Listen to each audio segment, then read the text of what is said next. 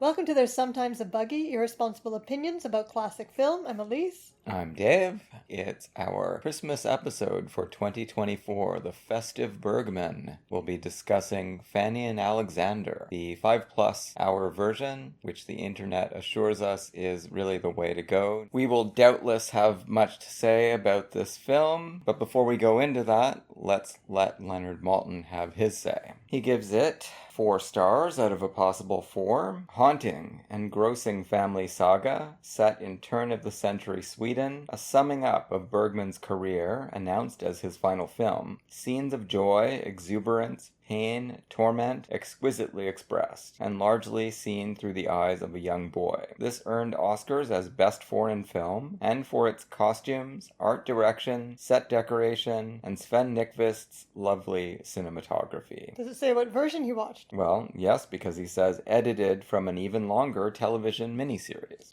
The director, Ingmar Bergman, and the cast list, Pernilla Ahlwin, Bertil Guve, Gun Wahlgren, Alan Edwall, Ewa Froling, Jan Malmsjö, Erland Josephson, and Harriet Anderson, among many others. A few of those names I'm familiar with from other Bergman movies. I've never seen the cut version. I did see the cut version when I was a teenager. I rented it as a VHS, but don't remember it very well. I don't remember what was excised. And the 2 times we've seen it together, including yesterday, we've watched this full, uncut edition. And so the last time we watched it together was New Year's Eve 2018, because there had been a Bergman retrospective at the TIFF Cinematheque, but for some reason we didn't see Fanny and Alexander. We both did reviews on Letterboxd. The entry for the cut version, presumably there wasn't a full-length entry at the time, or I imagine we would have chosen the correct one because we both mentioned in our reviews that we had watched a different version. Yeah, I fixed that now on Letterboxd. I moved my review over. After watching it this time, I was writing in my journal about my impressions of it, and then later when I found my 2018 review, I was surprised to learn that I just said all the same stuff over again. Well, it's a good thing we didn't talk about it on the podcast at that time then. Maybe we are just repeating ourselves every time we talk again about a movie after a few years.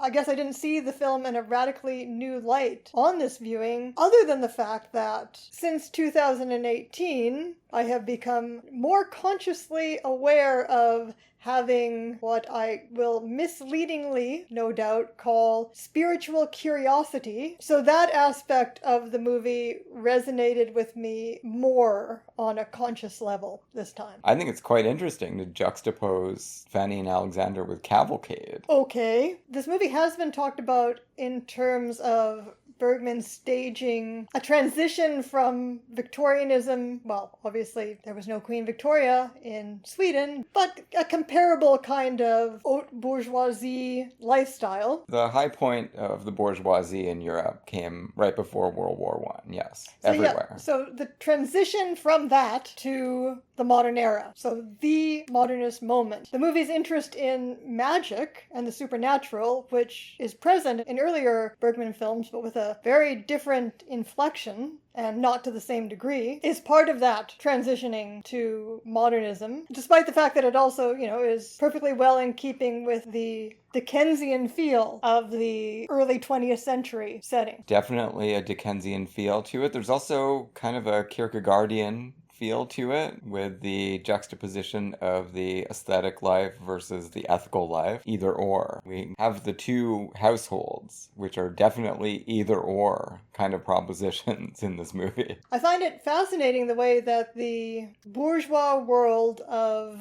the senses and aesthetics, which is at the same time that 19th century world of social realism, is aligned with the world of magic and the supernatural, and contrasted with the world of religion and of a single personified patriarchal god. In other words, the dichotomy is not between the material and the immaterial, say, or the metaphysical. Right, the supernatural seems to be aligned with the hedonists and aesthetics, not with the ethical. God in the bishop's world is completely inaccessible and doesn't interfere. The bishop does all of the God stuff. And that's also very Keatsian, isn't it? The cozy world of the senses and aesthetics, also being the romantic world of imagination and mythology and, potentially magic, but also a Montaignian world, right? In Keats, where there's none of this irritable reaching after certainties. World where you can live with moral uncertainties without rules and without one singular mask, even though, as the mother figure says, that in itself can cause a sort of anxiety that makes you try to search for that singular mask. Right. So it's not a simple juxtaposition. The movie, although it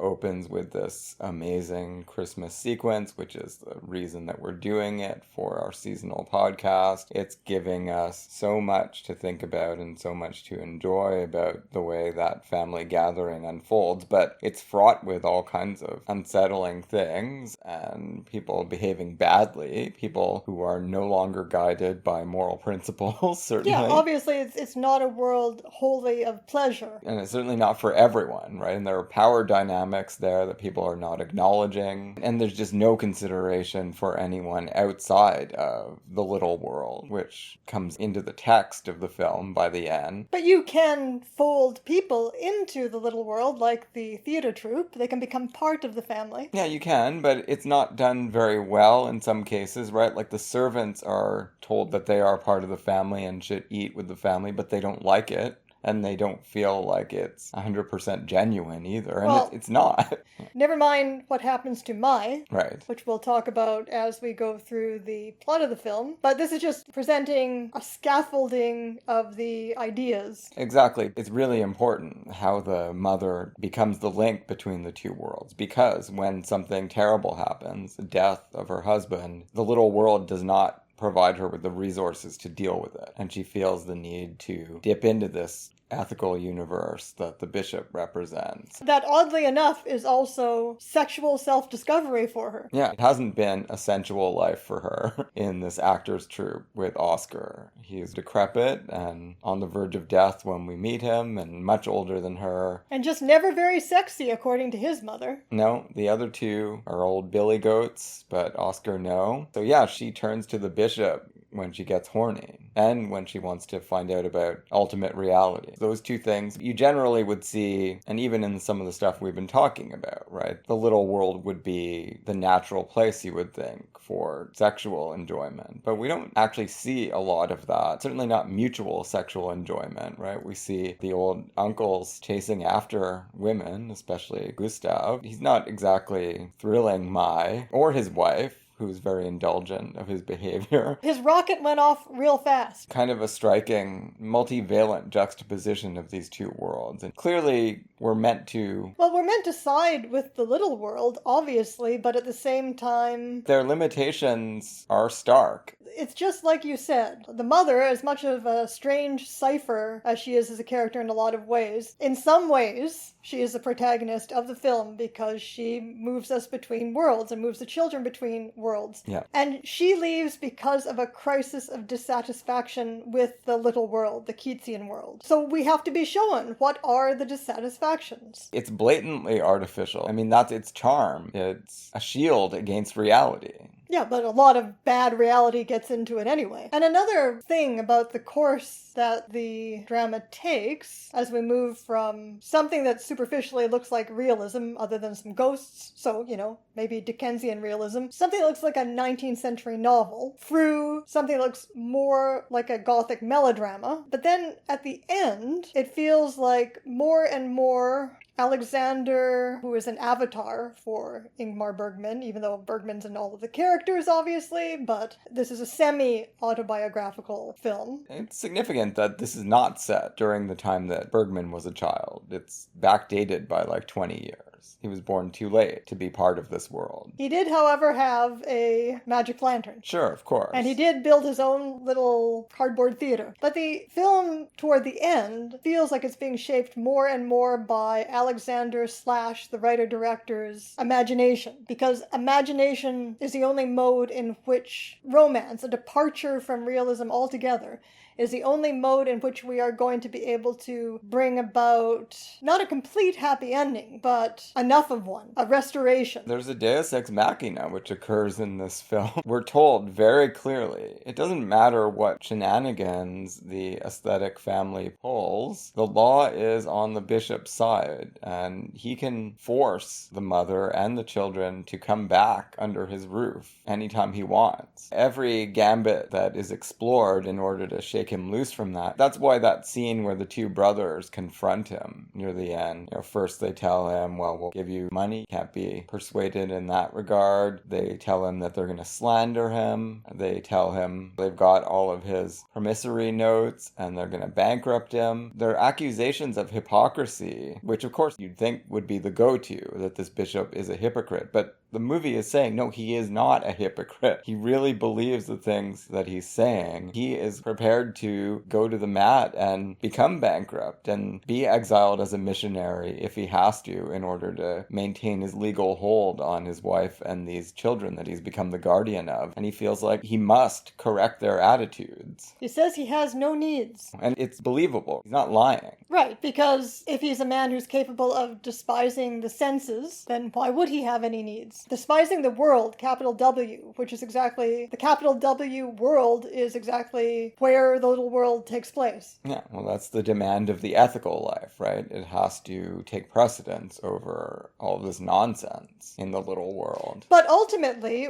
what we see in the scenes with the bishop and his confrontation with Alexander is that underneath all of his sincere beliefs in what is right, ultimately the only language he knows, because the only language his God knows, is power. But again, it is being exercised in a wholly righteous manner as far as he's concerned. That's why, no matter what they say to him, they can't shake him because he doesn't feel any guilt about what he's doing. He thinks that he's doing the right thing for these children. We can talk about that in a little more detail, though, when we come to the beating scene, though, because that's where the mask slips a little, no matter how attached it may be to his face, and it becomes clear to the children that he is only about exercising power, because they might feel differently about him if they too believed that he really thought he was doing this for their own sake. No, it's an interesting question. But in any case, as you were saying, because the bishop has no needs and he despises the world, law is on his side anyway, nothing can bring about a happy ending Except here. his death. Well, I was going to say except magic. Right. But they are the same. We get the first attempt to wish him dead by the two kids when they're trapped in their cell. That fails. They need a magician. An insane magician who's been locked up in an antiquarian shop shows Alexander the way. And of course, you remember Bergman's The Magician, where there's a female magician who cross-dresses. So this is magic and gender ambiguity are associated for Bergman. In fact, the styling of this actress, Stina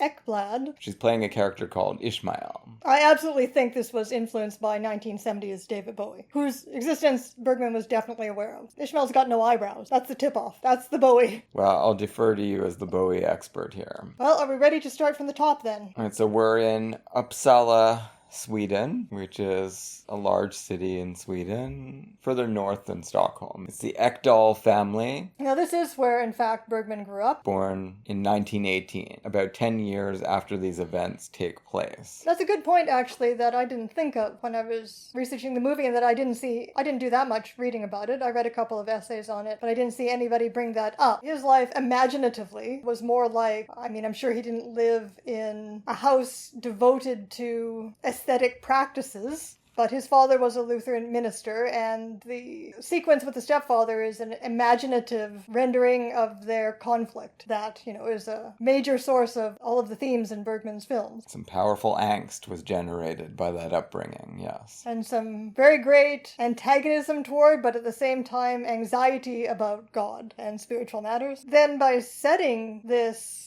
autobiographical fairy tale 20 years earlier. What do you think that's accomplishing? In world historical terms, the little world is shattered by World War One. So you can't actually depict this high point of the bourgeoisie if you're going to set it in 1929, right? Which is what it would have had to have been if he was using his autobiographical dates. That's the Great Depression hitting. These people wouldn't be living this way in 1929. But what do you think it's accomplishing for him imaginatively by recreating his autobiography this way? Anchoring the aesthetic bourgeois tradition in a time when it felt stronger. Oh, so rather than his own isolated childhood consciousness. Exactly. World War I was going to come along and shift a lot of people's perspectives and shake the faith of people on the Egdal side. Probably strengthen the faith of people on the bishop side that the world is a hell and is only going to get worse. All you can do is cling to the ethical life, the aesthetic life. It's inconceivable that it can shield you against all the rigors that you're going to encounter, even for a moment. Does that add poignancy from Bergman's point of view, knowing that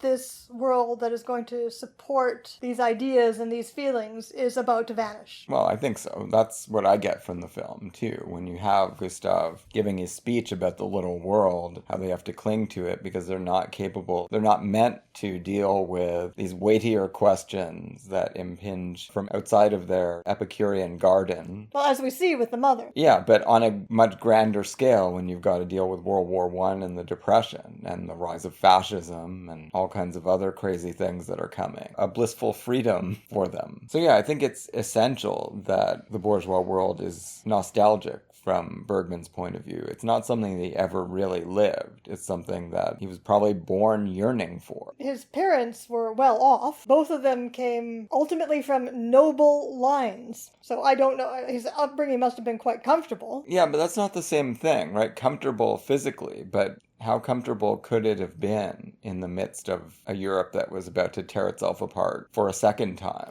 in the space of 20 years? Well, something I read about on his Wikipedia page in one of his autobiographical writings, he mentioned that when he was a young teenager, he was sent to Germany to spend summer holidays with family friends, and he attended a Nazi rally in Weimar and saw Adolf Hitler. Basically, he became a fan as a teenager until he found out about the concentration camps, and he just said, well, that was the end of my innocence. Well, but that's what you're dealing with. And Sweden itself, right? I mean, I think it's very important to note they avoided World War I and World War II as a country, right? But they were surrounded by this carnage. And in World War II, Sweden never fought, but they had to make deals with the Nazis. I mean, they shipped iron ore to the Nazis. They're implicated. And as we saw, I mean, when we were talking about the Marguerite Duras retrospective, the figure of the Jew becomes very important for Bergman. Yeah, certainly. And as we can see in this very movie. All right, sorry, Dave, you were trying to start our journey through the film. So much of the beginning of the film, I mean, it's an extended sequence showing us this bourgeois milieu at the high point of its development and in its most concentrated form over the Yule holidays. All of the ideals and the aspirations and the cultural characteristics come out most powerfully during a time of festivity. We certainly get to see all the energy that's thrown into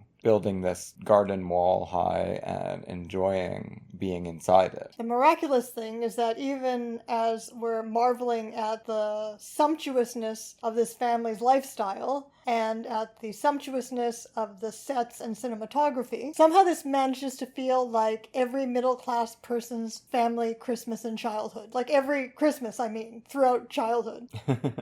Does it have that feeling for you? Obviously on an immensely grander scale, but you've got anticipation and eagerness for the good things that are going to come during the holidays, but you've also got lots of bitterness. I mean, Uncle Carl is a horribly depressed, vicious man who's clearly not getting any sustenance from this little world. He's a professor at the university. He's a renowned scientist, apparently, but all he can do is get into deeper and deeper debt and abuse his wife and put on fireworks displays of flatulence for the kids. Well, what we see in such extraordinarily rich, almost psychedelically vivid detail, well, on the one hand, we do see all of these cultural aspirations, the adults is sitting up all night and doing turns at the piano and singing opera and reciting poetry. And the poetry itself is about ideals, but also drinking their faces off and sitting up literally all night. But this is juxtaposed with all sorts of subterranean eroticism that is officially forbidden between servant girls and little boys, between servant girls and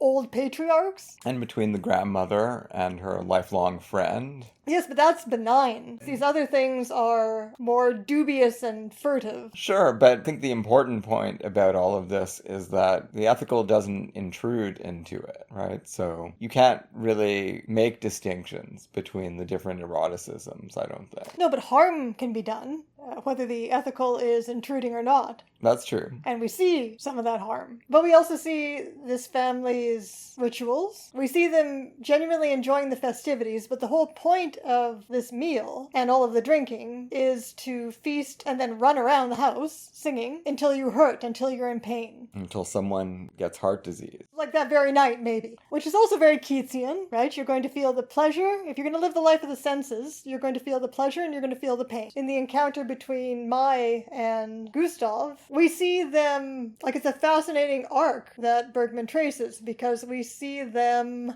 trying very hard as near strangers with a huge power difference between them, trying very hard to nevertheless connect and have a genuinely good time with each other. And then in the aftermath of the sexual excitement and the fun, we watch that fall apart, and both of them retreat into hurt. He's making all these promises about giving her a cafe so that she has this measure of independence, but can also be his mistress or whatever. But it's all coming from his largesse. She's playing along with it, and she's acting as if, oh, this is why I'm here, and want you to put that in writing. And he's like, don't worry, I'll put it in writing. That's all fun for him. And then she says, as if I really would make these demands upon you. Right, and that's exactly where it breaks down, because he needs a formalized power difference, or else she may come to have some kind of real power over him. Exactly. Yeah. So again, this pretense of there being no classes, even though some people are servants, and the idea that this just could be a relationship between a man and a woman, that is difficult for Gustav. He feels like he's being laughed at. Well, then she would have the power to laugh at how he's a sad old man. Yeah. And he's a really interesting character because he's very likable, but he's also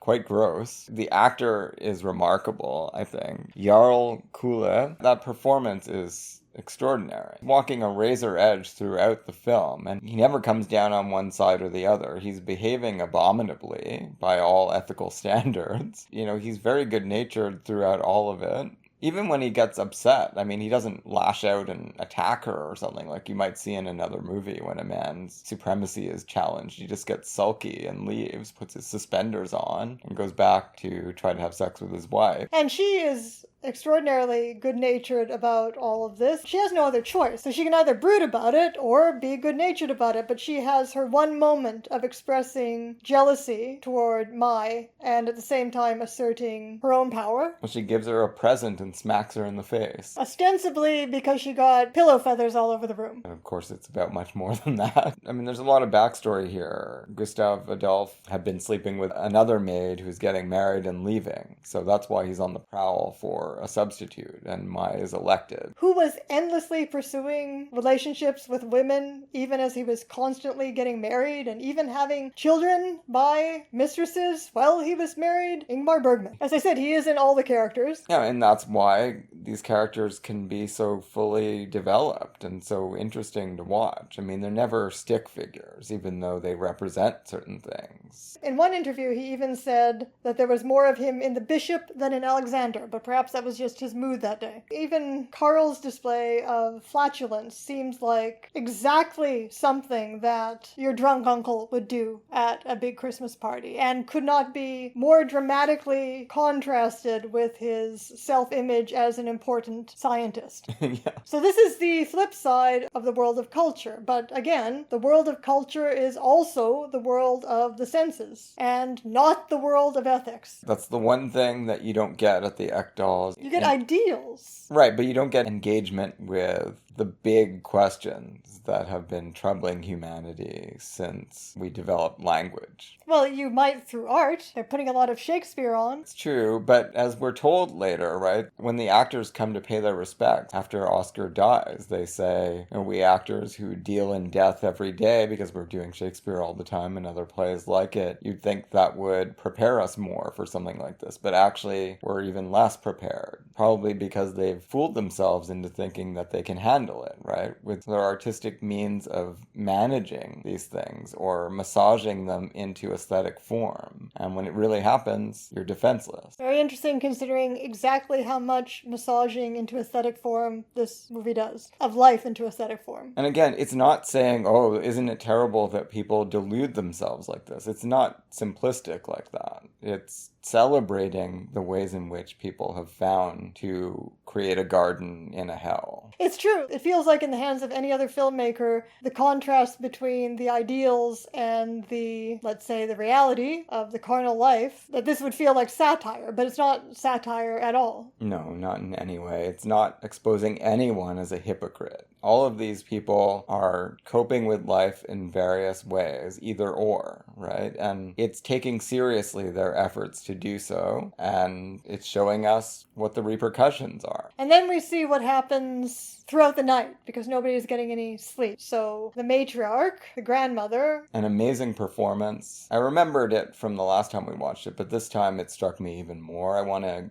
know more about this actress. Gun Wahlgren. She has an interesting filmography, although primarily a stage actress, so we might be checking that out sometime in the distant future. A very beautiful woman. So she has her tete-a-tete with Isaac, who keeps falling asleep on her, but when occasionally called upon to comment on her monologue, does do so intelligently. Yes. And also, is trying to make out with her. And then we have the very different tete-a-tete between Carl and his wife, Christina, which is just a never-ending assault upon her. He's like the wife who's been so disappointed in marriage and so worn thin. Her nerves are so worn thin that she is just continuously in attack mode. I don't know, like the wife in Possessed. The Curtis Bernhardt Possessed. Except that his wife just keeps trying to enjoy... Her mistake is that she just keeps trying to enjoy life, which means trying to love him. And the more she does that, the more he hates her for accepting his abuse. Because he says, I will never accept the abuse that life has heaped upon me. Unlike you, you are my mirror. These are hard scenes to watch. It's like a Thomas Wolfe novel or something. And one of the extraordinary things about the film's style is that despite this feeling of heavy, novelistic 19th century realism and detail, and the actors doing this extraordinary job of making us feel like we're seeing these characters just live and have these relationships in their full intensity, at the same time, the dialogue and sometimes monologues are very, very theatrical and stylized. They are the characters speaking out their own motivations and their own psychology, sometimes their own meta-commentary on their psychology, as with the mother and the grandmother talking about the masks, almost venturing into philosophy about their psychology in beautiful long speeches, right? And yet somehow the actors manage to pull this off not always without breaking the dramatic illusion, but without plummeting into absurdity. What they're saying about themselves is engrossing enough, is interesting enough as a commentary on what we're seeing, that I'm going with it, even when it does break the dramatic illusion. I'm specifically thinking of when Emily, the mother, delivers her speech to the bishop about why she's marrying him. No, it's amazing. But it's not in any way realistic. No, maybe not. It's certainly not something that troubles you while you're watching it. It is revelatory. You need something there. You need to understand why she's doing this. Yeah, and she tells you. Oh, and of course, someone else, another screenwriter, another filmmaker, might show us that through action and expression. But Bergman is verbal and he has a huge background in theater, and he's going to tell us in dialogue or in soliloquy. And he even has the grandmother make a reference to the fact that she's soliloquizing at one point. If you don't have her subjective presentation of why she's doing this, and it includes the fact of a sexual awakening, but it's not just that, right? And if you don't have her talking about these philosophical ideas, her desperate need to acquire some sense of the ethical life and acquire some sense of groundedness, then you're going to fall into the trap of thinking, oh, this woman is just deluded by, she's just horny and she's made a mistake, right? And she has made a mistake and she is horny, but it's for so many more reasons than just that. Right. I think it's essential. Like, you can't have the movie that we get. Like, it's one of the most important parts of the movie, that scene. It's happening on many levels at once, this film. It's certainly not just a realistic depiction of life in Sweden in 1907. Well, yeah, and I mean, it's not just that supernatural events are introduced into the movie. It's also the movie's style, its dramatic techniques are not just those of realism. And realism itself is employed in a way that's very self-conscious about it being a mode or a genre. Yeah, exactly.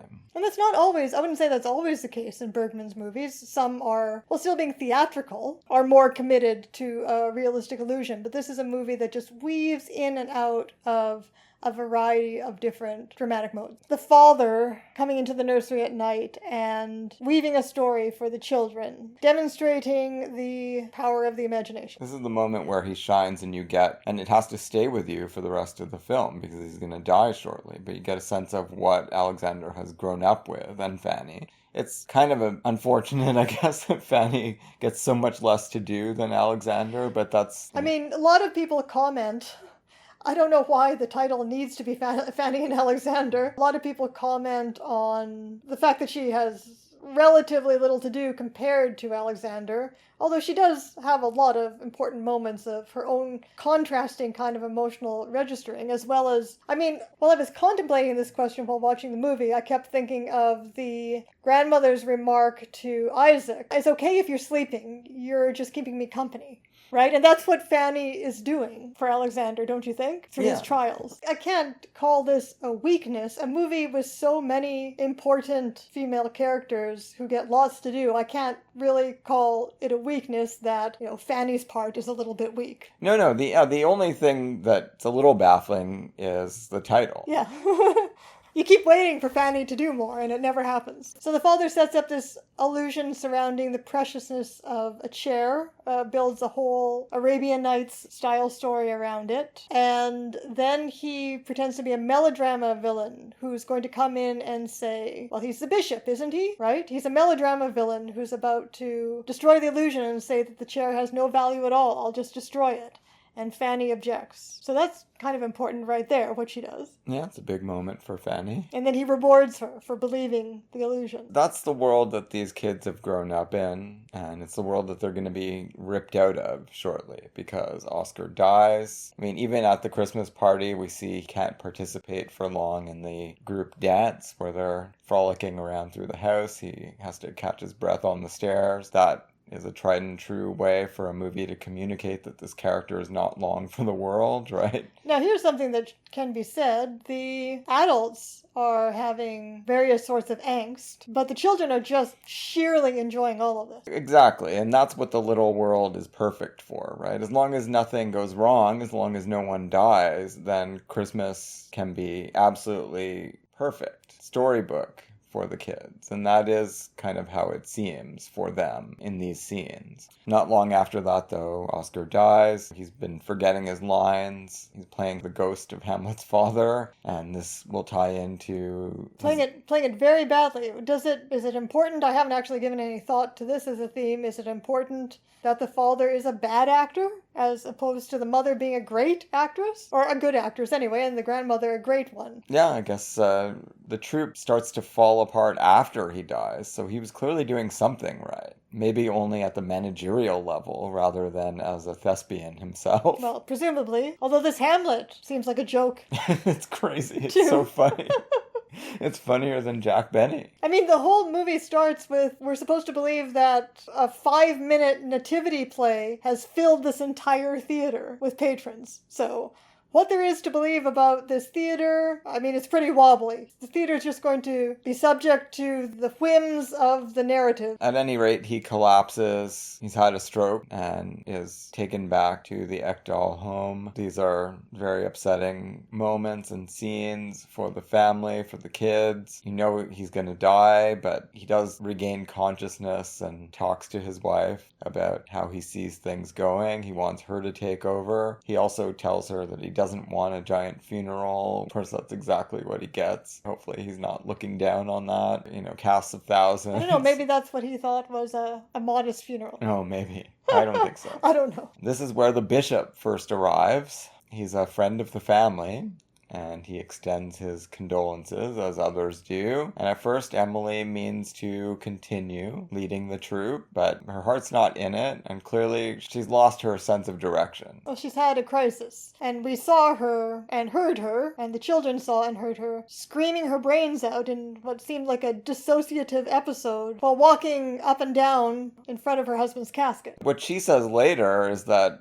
she just doesn't trust herself to have real feelings. She doesn't even know if she was just freaking out because she thinks that's what you're supposed to do, or because it was a genuine pain within her. Or because there's a crisis, but the crisis is that she doesn't know if she has genuine feelings. I think that's how it plays. You believe her when she says that she did love Oscar in some sense. She said he was her best friend. Best friend, yeah. But she didn't have this great romantic passion for him. And yeah, she seems to be very upset that she's not feeling upset enough about his death, so she's overacting, only for herself and for the kids that she wakes up by screaming. The only remedy she can come up with after about a year of touring, she announces, I don't think this is doing it for me. I think I'm going to have to resign. We'll talk about it some more, but you guys are probably going to have to continue without me. And, minutes after this, at least in screen running time, she's getting married to the bishop. So this has clearly been something that's been plaguing her for a while. It's time to engage with the ethical life, and the bishop is the only way to do it. And we learn from their discussions that specifically what she wants from him is to know what truth is. And the one thing we know about him is that he absolutely believes that he knows what truth is. He's ready to show her the way and show her kids the way, and he tells her, before we take this final step, I want you to know that you can't bring anything with you from your old life. You must come to me completely shorn of all of that little world, because you're entering a much bigger world now, from his perspective. But it's a much littler world from our perspective, because in addition to having no ornamentation, smaller family circle, all of which is represented within the household. That's where she explains why she's happy to obey his conditions, although she can't speak for her children, and she'll have to take it up with them. It's a very interesting scene all around. Now, did she really go into this with the children?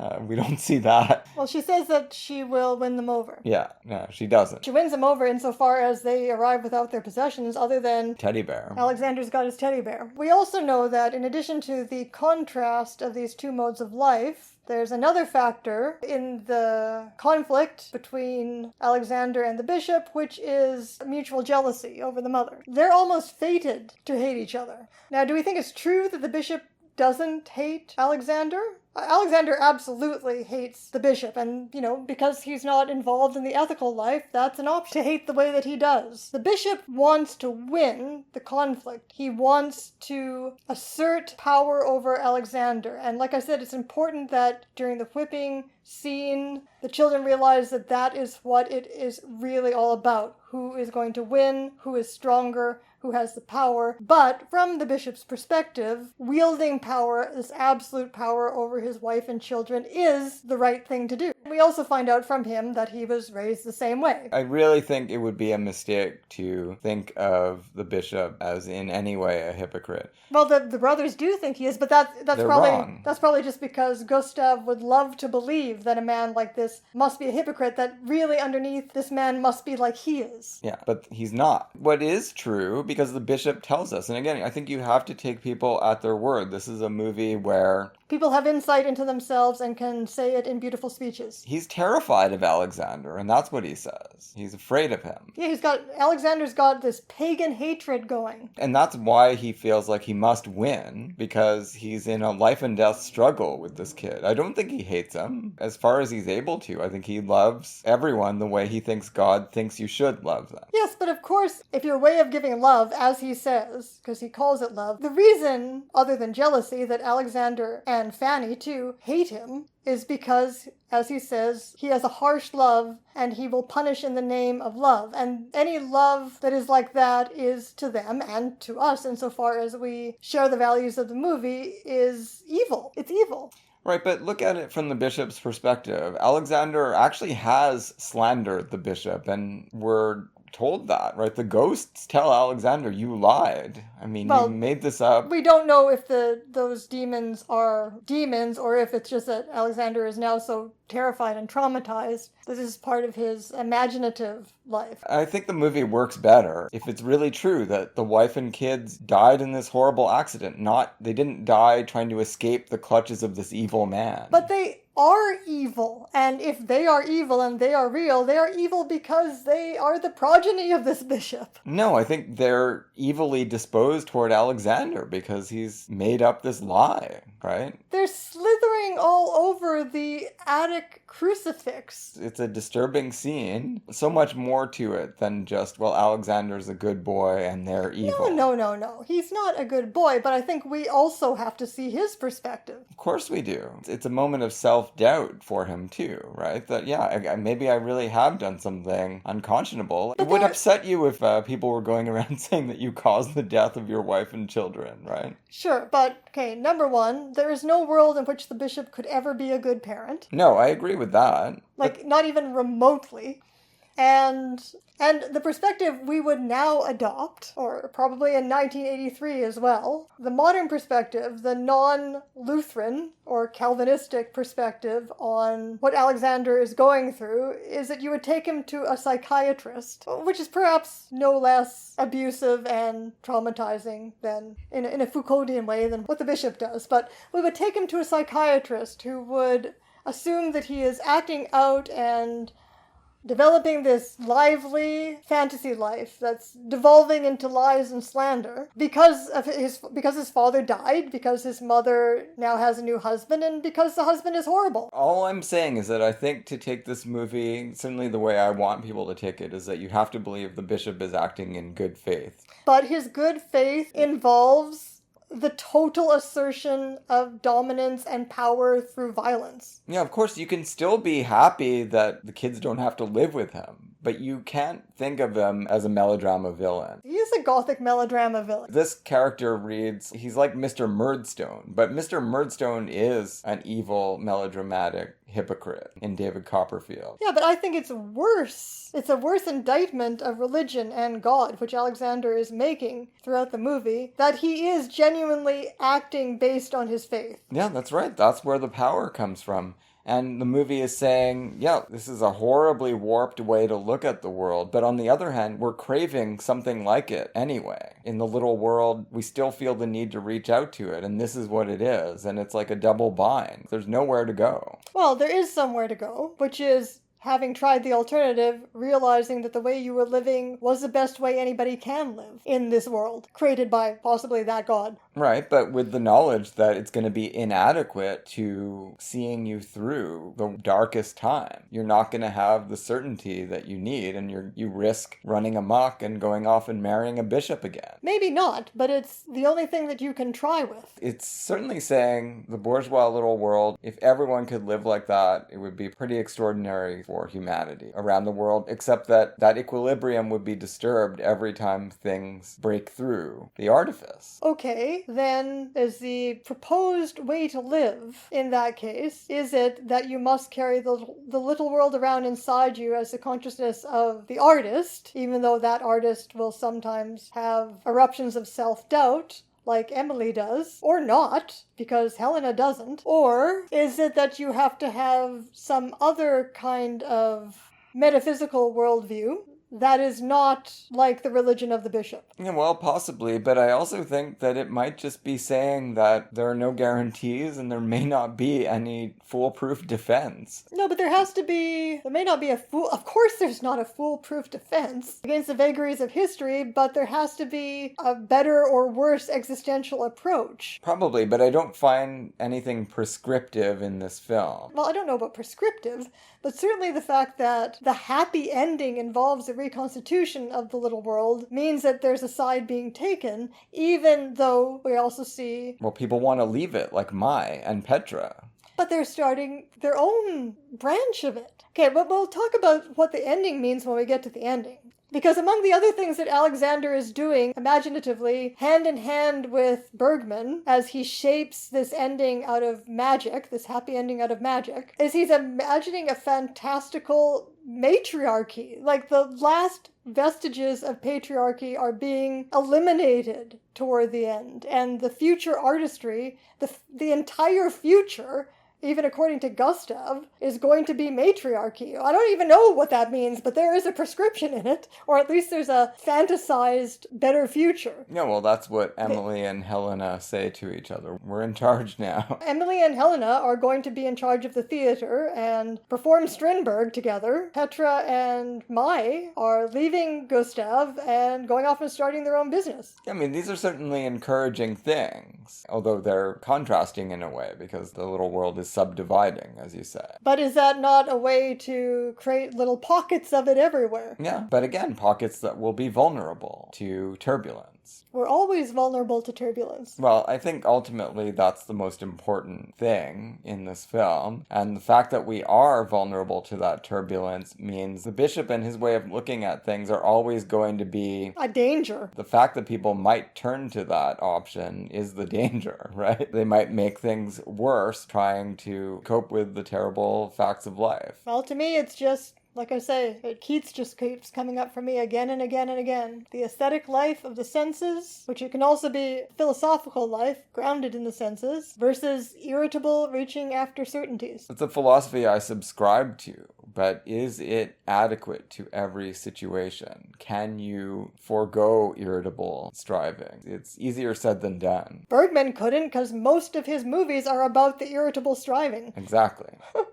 Probably why he, in that one interview, identified himself with the bishop. Right. This is not something anyone is immune to. Irritable striving is always waiting to ambush us and take hold of our minds. But that's exactly the power of the aesthetic as an alternative, and that is what Bergman is celebrating about his own art, even the art that represents the irritable striving. It's still art. It's still the aesthetic. But again, when you aestheticize everything, you render yourself blind in some cases, and in many cases, to the suffering that your actions may be causing others, right? And I think it's to the movie's credit that we see that. That's why Mai and Petra want to leave. They don't enjoy being part of the tapestry that Gustave Adolphe has woven for himself, using them. His daughter, who is not indulgent of his behavior the way his wife is, and his mistress, who he says is like family, but she doesn't feel like she's part of his family. Well, she doesn't want to be sexually harassed by him anymore. Exactly. It's made clear several times. That can be certainly expanded beyond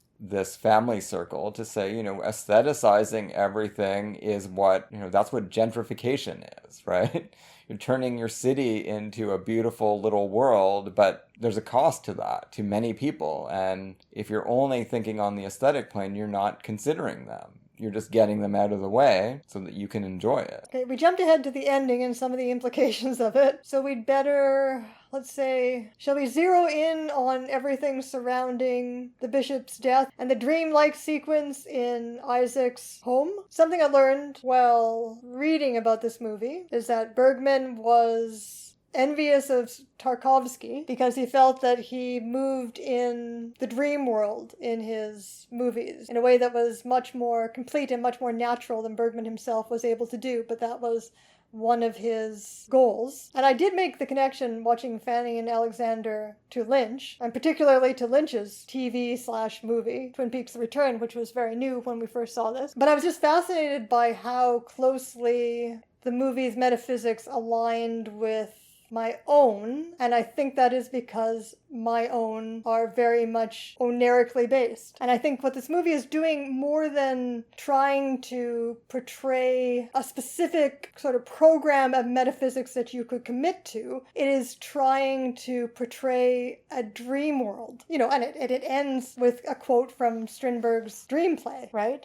It's trying to portray a dream world where the imagination and creativity and magic and ambiguity and androgyny, where all of these things are interpenetrating and open the imagination up to infinite possibility. Yeah, including the possibility that there is a way out of the dilemma Bergman proposes to us, which is that Emily has made a mistake and put herself in the power of an unshakably tyrannical man who has every cultural and political instrument at his disposal in order to work his will upon them. It's a twofold deus ex machina, because Isaac comes to save them and put them in his Trojan horse chest. Right, and he has to, after he is in a completely stylized sequence, attacked with anti-Semitic invectives. It's a horrible scene. By the bishop. So the bishop's fascism is flashing out there. And the bishop sees through him, has not been hoodwinked. He's like, you're trying to steal my children from me. But then the bishop goes up to the room where the children are supposed to be, and they are there. Images of them are there. It's so Lynchian, isn't it? That is clearly magic being worked right there. Otherwise, they never would have been taken out of this situation in the first place. Well, some critics have proposed divine intervention. I don't know if there's even a difference between that and a magic act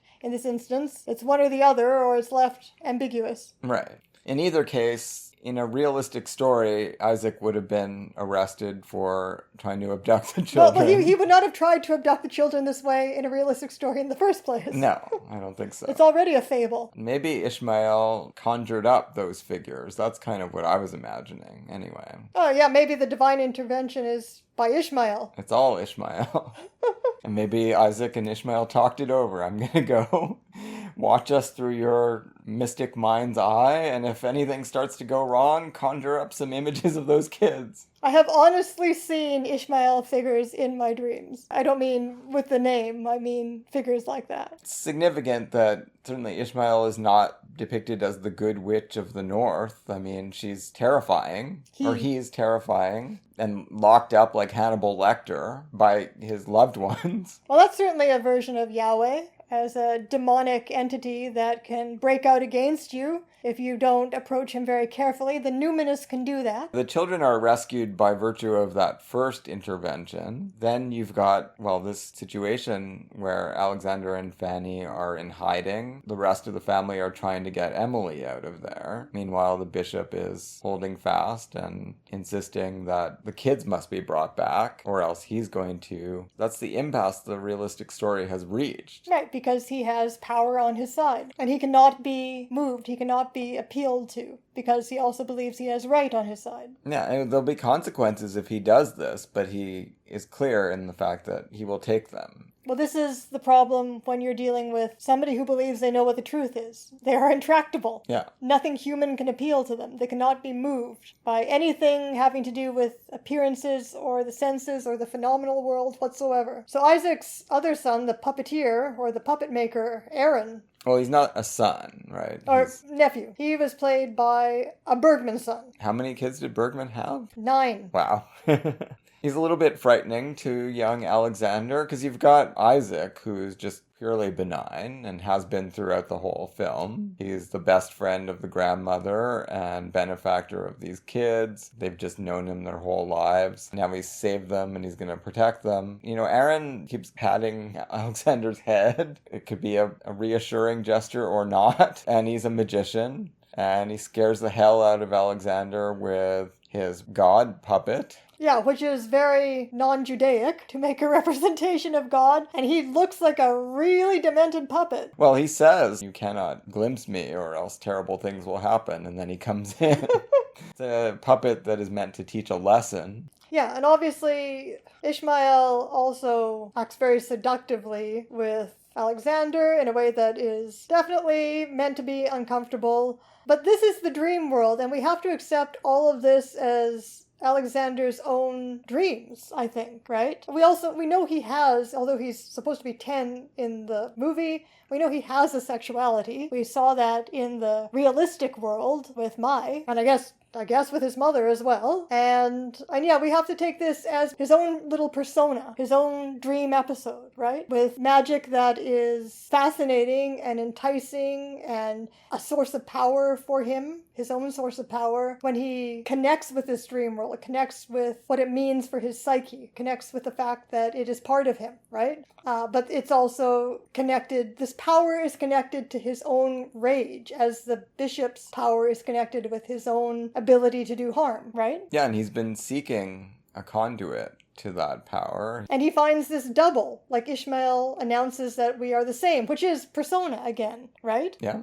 And then Ishmael is going to show him how to work this power. Now, it's not entirely clear whether Ishmael is showing him how to hate the bishop to death. As you said, the kids did already develop this idea, and it's very Day of Wrath. That is, spoilers, how Day of Wrath concludes, where a woman discovers the power that her own hatred, justified hatred, can wield, right? Or are all of these things corresponding, and they are just witnessing all of these magical correspondences within the universe? Like, we first see this, because now there's all this cutting between the bishop's house and Jacobi's house, right? We first see the correspondences start when Aaron shows Alexander the mummy, and the mummy, who we don't know, is this really an ancient, magical, mysterious mummy, or is it part of the magician's bag of tricks? Because Aaron sometimes says he's just a magician, and then sometimes tells stories of the supernatural, right? And when the mummy's head turns, I can't actually remember the relationship that this woman has to the bishop,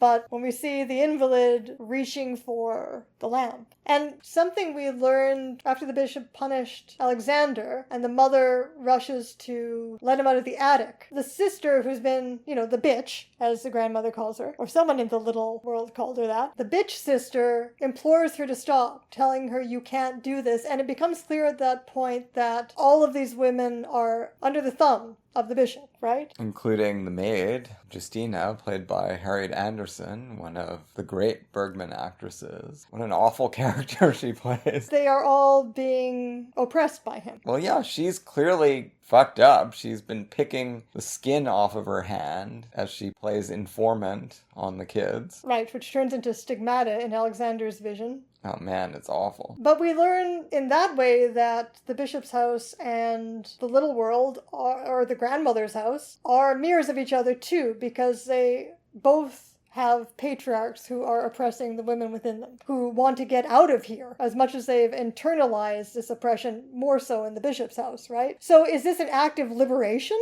when the invalid sets fire to the place? And to herself? Yeah, well, she's dying, right? They're saying they need to send for the doctor. Is this her last act? Yeah. She's finally going to assert herself and be the instrument of this man's death? She just knows that melodramas can often end with a house being set on fire. Oh, she's an aunt. Right. Aunt Elsa. Right? Do they all fucking hate him? Well, I'm sure they do. As convinced as he is of his rightness. And he says he can't imagine that anyone would ever hate him, right? It's really shaken his And whole world. That's why he says he's afraid of Alexander, because he never confronted anyone who showed him their hate this way. Right, because he has too much power. Yeah. And that's a remarkable performance by Jan, I'm going to murder this last name, Malmsjö? But what I mean is these moments where he has to show that this horrible man who is so wrong about everything, to show that he's human and vulnerable. Yeah, when he realizes that Emily is going to escape because she's drugged him, and it's his own fault for the most part, because he didn't... And he's screaming out for her and saying that he's blind now? Well, that's what I was saying before, right? He claims to need nothing. Right. Which is pretty much true, but he does need her. He has come to need her. You believe him when he says that he's not going to be able to rebound from losing her. He can't imagine an entire principle that is absolutely opposed to him, right? And as determined in that as he is. That he can't subsume, that he can't win over. Right, because with his family, they may not like it. They may be trembling in fear of him, but they also believe he's right, ultimately. So they all agree, even though he's the one that has to enforce everything and make sure everyone sticks on the straight and narrow from his perspective. But no, the Ekdahl family, as you say, they're equally committed to a diametrically opposed principle of existence, the aesthetic life. And so when we see him dying, his face melting, it's like the Wicked Witch of the West with the water thrown on her, right? Except he's in flames and burning. I think we feel immense relief that the children are not going to be returned, and the mother, that they are not going to be returned to this terrible situation.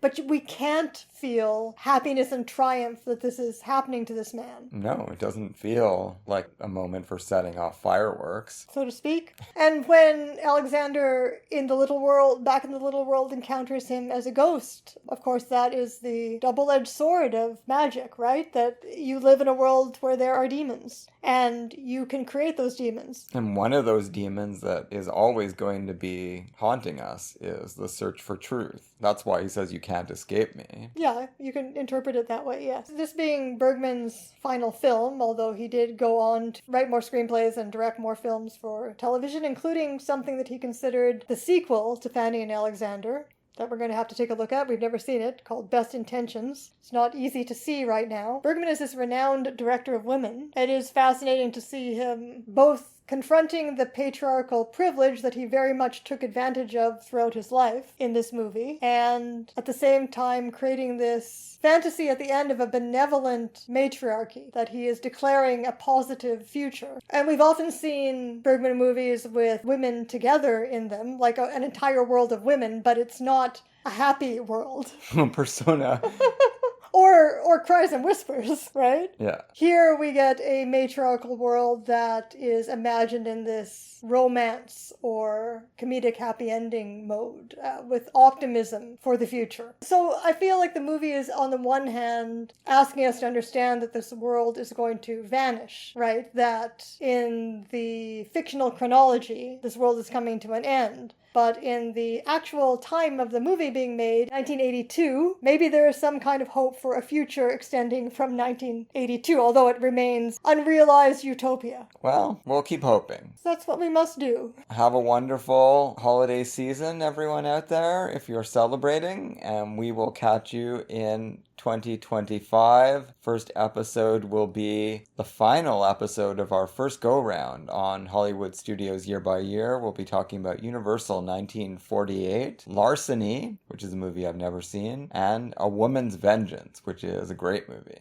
Looking forward to that. Absolutely.